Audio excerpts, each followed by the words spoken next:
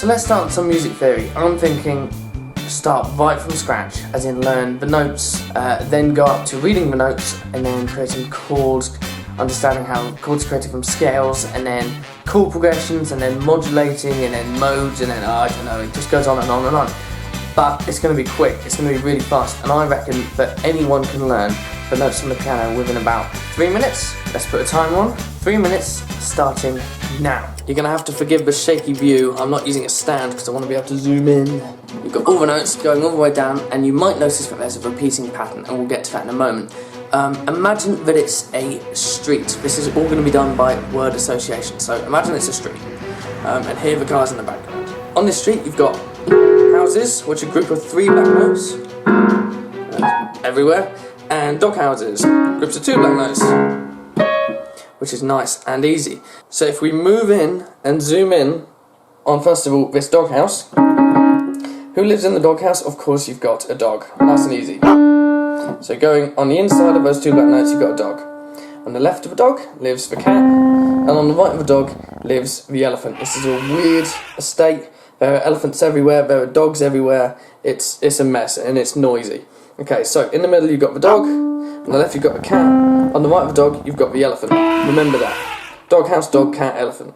Right, moving on. House. What have you got at the front of the house? You've got a front door. What have you got at the back of the house? You've got a back door. Who lives in the house? Well, you've got a guy in the house, and what is the guy eating? He's eating an apple. Let's do that again. So we got the house. At the front of the house you've got the front door. Back of the house you've got the back door. Who lives in the house? You've got a guy, and what's the guy eating? He's eating an apple. Okay, so to summarise, we've got dog house, dog lives in the middle, cat to the left, elephant to the right.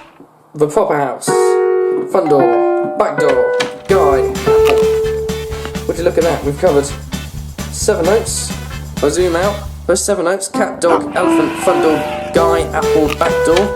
Just repeats again: cat, dog, elephant, front door, guy, apple, back door, cat, and so on. It keeps on going.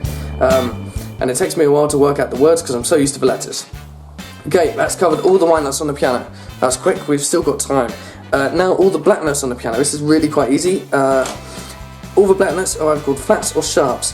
A black note can either be called a flat or it can be called a sharp, depending on which way you look at it. If you start from, let's say, C, and you move up to the C sharp, as in going up in that direction instead of down in that direction. If you move up from a C up to the black note, it's called a C sharp. If you started on D and moved down to the black note, that same black note, you'd call it a D flat. So let's do it again over here. This black note here, you either call it F sharp because you're going up the piano to it, or you call it G flat because you're going down the piano to it. Every scale has its own key, and you'll find that in any one of those keys you'll only have sharps or you'll only have flats. You'll never have a combination of the two. The same can be said for the key signature that you see on a piece of music. So there we are. Hopefully you got that in 3 minutes. You've learned all the notes on the piano by word association, and now you know sharps and flats. Test yourself and you'll get it in no time. That was hard work, but I hope you got it. There's only 7 words that you need to remember, and if you visualise it in your head as that street, with a house, as a dog house, with the dog living in the dog house and everyone else living in the main house and all that sort of thing, you'll have no problem being able to know all the notes straight away on the piano. Now, of course, the notes on the piano completely apply to every other instrument in Western culture. So if you go on a guitar, they only use the notes A, B, C, D, E, F, G. And it loops around again, A, B, C, D, E, F, G, which is what it did on the piano, except we were just looking at it from a different standpoint. If you start from the apple, and you go apple, back door, cat, dog, elephant, front door, garage, that is A, B, C, D, E, F, G, and it keeps on looping around.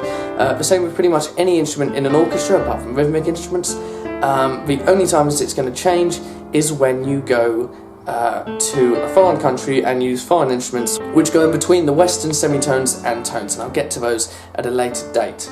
But for now, go over them, find a picture of a piano on the internet. Yeah, that's as easy as it is. Find a picture of a piano on the internet, point at a random note, and work it out.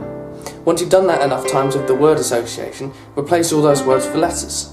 Do the same for sharps and flats, and suddenly you'll know all the notes on the piano without even having to think about it. And that's what, 10 minutes every day, and you know everything, every note there is to know. So next music theory will be on reading the notes in the right hand. I'll see you then.